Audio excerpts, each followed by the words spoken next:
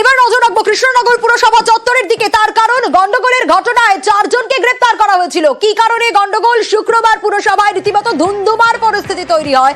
বকেয়ার দাবিতেই তৈরি হয় এই ধুন্ধুমার পরিস্থিতি, যেখানে দেখা যায় অবসরপ্রাপ্ত কর্মীদের সংগঠনের বিক্ষোভে গন্ডগোল। যে ছবি আগে আপনাদের দেখাচ্ছি, সেদিন শুক্রবার ঠিক যে পরিস্থিতি তৈরি হয়েছিল, উত্তেজনায় আহত হয়েছিল কাউন্সিলর সহ 3 জন। ছবিটা দেখায়।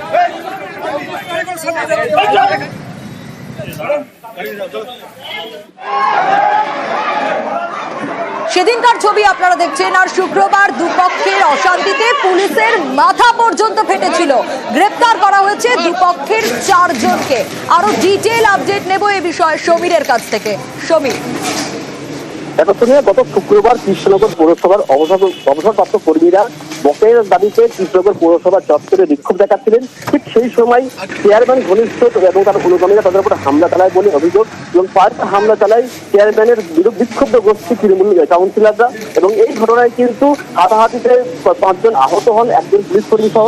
এবং এই ঘটনার পর উভয় পক্ষই কোতোয়ালি থানায় অভিযোগ দায়ের করে। চেয়ারম্যানের পক্ষ থেকে যেমন অভিযোগ দায়ের করা হয়, এর পাশাপাশি অবসরপ্রাপ্ত কর্মীদের পক্ষ থেকেও অভিযোগ দায়ের করা হয়। এবং গতকাল রাতে এই উভয় পক্ষের 4 জনকে পুলিশ গ্রেপ্তার করেছে।